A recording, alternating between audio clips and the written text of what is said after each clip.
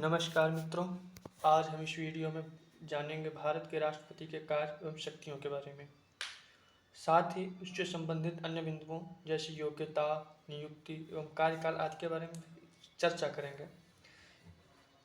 तो चलिए अब हम देर ना करते हुए अपने विषय वस्तु पर आगे बढ़ते हैं। शुरू करते हैं भारत के राष्ट्रपति के कार्य एवं शक्तियाँ। अच्छा, भारत को दुनिया के सबसे बड़े लोकतंत्र के रूप में जाना जाता है और भारत में राष्ट्रपति का पद सबसे सर्वोच्च पद माना जाता है।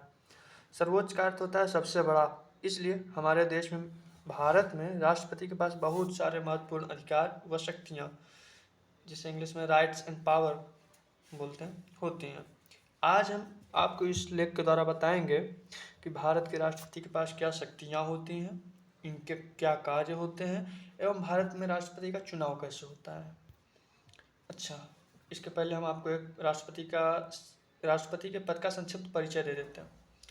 तो भारत में राष्ट्रपति का पद देश का सर्वोच्च पद होता है। जैसे एक कप्तान पूरी एक टीम का नेतृत्व करता है, वैसे ही देश का राष्ट्रपति भी पूरे भारत देश का नेतृत्व करता है। राष्ट्रपति न केवल सरकार का सबसे प्रमुख होता है बल्कि राज्य के प्रमुख भी होता है। इसका मतलब यह है कि उनके पास बहुत सारी महत्वपूर्ण जिम्मेदारियां व कर्तव्य होते हैं। इन्हें देश की एकता का प्रतीक माना जाता है। राष्ट्रपति की मुख्य भूमिका भारत के संविधान की रक्षा करना और उसे बनाए रखना है तथा लोगों के अधिकारों और कल्याण को भी सुनिश्चित भी करना है। अच्छा, राष्ट्रपति लोकतंत्र के संरक्षक के रूप में भी कार्य करते हैं, जिसका अर्थ यह है कि वे यह सुनिश्चित करते हैं कि सरकार निष्पक्ष और न्यायपूर्ण तरीके से काम कर रही है या नहीं कर रही है। फिर उनके पास संसद द्वारा पारित कानूनों को मंजूरी देने की शक्ति होती है और अगर उन्हें लगता है कि वे लोगों के सर्वोत्तम हित में नहीं है तो उन्हें वो पुनर्विचार के लिए वापस भी संसद में भेज सकते हैं। संसद बोले तो राज्यसभा एवं लोकसभा। इनके अतिरिक्त ये वैश्विक मंच पर भी भारत का प्रतिनिधित्व करते हैं, जिसके लिए वो विभिन्न देशों के नेताओं से मिलकर बातचीत करते हैं।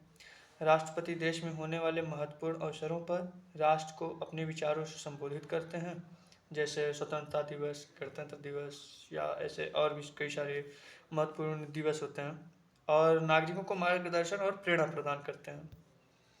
यह बात भी आपके लिए जानना बहुत ज़रूरी है कि प्रेसिडेंट दिन प्रतिदिन अपने सभी निर्णय स्वयं नहीं लेते हैं, बल्कि वे इसके लिए प्रधानमंत्री व मंत्रिपरिषद के साथ मिलकर इन सभी कामों को करते हैं। अब हम पहला मुख्य बिंदु जानेंगे, राष्ट्रपति का चुनाव एवं नियुक्ति कैसे होती है। अच्छा, भारत के राष्ट्रपति के चुनाव और नियुक्ति की प्रक्रिया को समझना भी आप सभी के लिए बहुत ही आवश्यक है कि यह चुनाव प्रक्रिया कैसे होती है। चलिए इसलिए इस प्रक्रिया को बहुत ही सरल शब्दों द्वारा आसानी से समझते हैं। इसके लिए पहले योग्यता जानेंगे। राष्ट्रपति के पद के लिए योग्यता के रूप में किसी व्यक्ति को सबसे पहले तो भारत का नागरिक होना चाहिए और उनकी उम्र कम से कम 35 वर्ष होनी चाहिए और लॉ द्वारा कही हुई सभी योग्यताओं को पूरा करना चाहिए। फिर चुनाव, प्रेसिडेंट ऑफ इंडिया यानी कि भारत के राष्ट्रपति का चुनाव एक निर्वाचक मंडल द्वारा किया जाता है, जिसमें संसद के दोनों सदनों, लोकसभा और राज्यसभा के निर्वाचित सदस्य और राज्यों की विधानसभाओं के निर्वाचित सदस्य शामिल होते हैं। नियुक्ति, जब चुनाव प्रक्रिया पूरी हो जाती है तो किसी एक उम्मीदवार को विजेता घोषित कर दिया जाता है। इसके बाद मुख्य चुनाव आयुक्त यानी कि चीफ इलेक्शन कमिश्नर आधिकारिक तौर पर उम्मीदवार और जनता को चुनाव के परिणाम के बारे में सूचित करते हैं। फिर आता है शपथ ग्रहण। नवनिर्वाचित राष्ट्रपति की अधिसूचना के बाद वे एक औपचारिक समारोह में पद की शपथ लेते हैं। भारत के मुख्य न्यायाधीश, चीफ जस्टिस ऑफ इंडिया, उन्हें यह शपथ दिलाते हैं और इस प्रकार से नए राष्ट्रपति आधिकारिक तौर पर अपना पद ग्रहण करते हैं। फिर जानेंगे कार्यकाल के विषय में। राष्ट्रपति का चुनाव 5 साल के कार्यकाल के लिए होता है। वह तब तक पद पर बने रह सकते हैं जब तक कि कोई नया राष्ट्रपति निर्वाचित नहीं हो जाता या कोई नया चुनाव नहीं हो जाता। इसलिए मूल रूप से भारत के राष्ट्रपति का कार्यकाल 5 साल का होता है, यह माना जाता है। 5 साल के इस कार्यकाल में उन्हें कुछ ऐसी शक्तियाँ प्राप्त हैं जो उनके पद को अद्वितीय और महत्वपूर्ण बनाती हैं।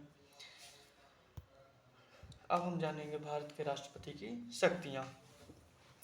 तो भारत के राष्ट्रपति के पास बहुत सारे आवश्यक कार्य व शक्तियाँ होती हैं।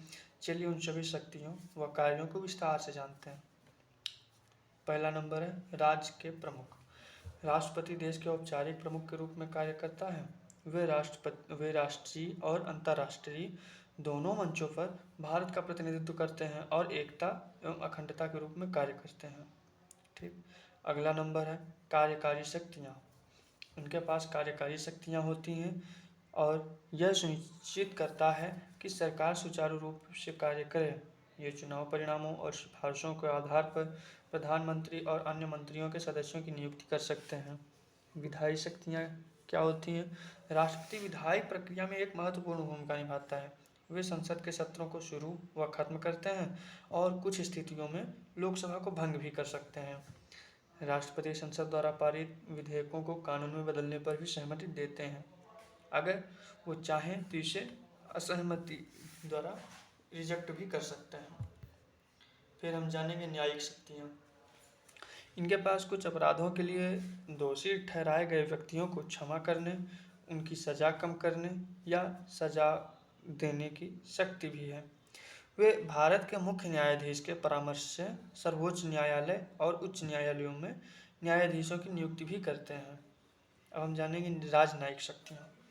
ये अन्य देशों के साथ राजनयिक संबंधों में भारत का प्रतिनिधित्व करते हैं। वे विदेशी राजदूतों और उच्च स्तरीय व्यक्तियों का स्वागत करते हैं। फिर जानेंगे आपातकालीन शक्तियाँ। युद्ध, आंतरिक कलह जैसी आपात स्थितियों के समय राष्ट्रपति आपातकाल की स्थिति की घोषणा कर सकता है। उनके पास देश की स्थिरता और सुरक्षा सुनिश्चित करने के लिए आवश्यक कार्रवाई करने का अधिकार भी है।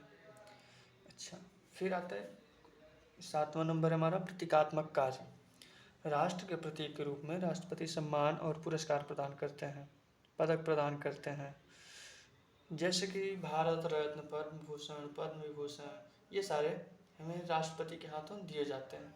राष्ट्रपति इन्हें प्रदान करता है। अच्छा, फिर आगे देखते हैं। और आधिकारिक समारोह भी आयोजित करते हैं। वे स्वतंत्रता दिवस और गणतंत्र दिवस जैसे महत्वपूर्ण अवसरों पर राष्ट्र को संबोधित करते हैं। फिर है सलाहकार की भूमिका।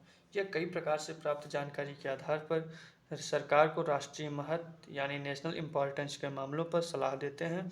वे मामलों के प्रशासन के संबंध में प्राइम मिनिस्टर ऑफ इंडिया यानी प्रधानमंत्री से जानकारी भी प्राप्त करते हैं और प्रदान करते हैं।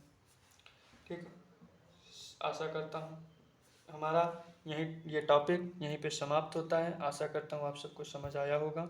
इस वीडियो में हमने भारत के राष्ट्रपति के कार्य एवं शक्तियों के बारे में संक्षिप्त रूप में जानकारी प्राप्त की।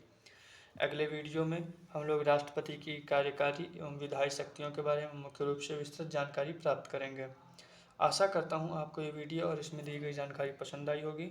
ऐसे ही हमारे वीडियो देखने के लिए हमारे चैनल को सब्सक्राइब करना एवं लाइक करना ना भूलें। धन्यवाद।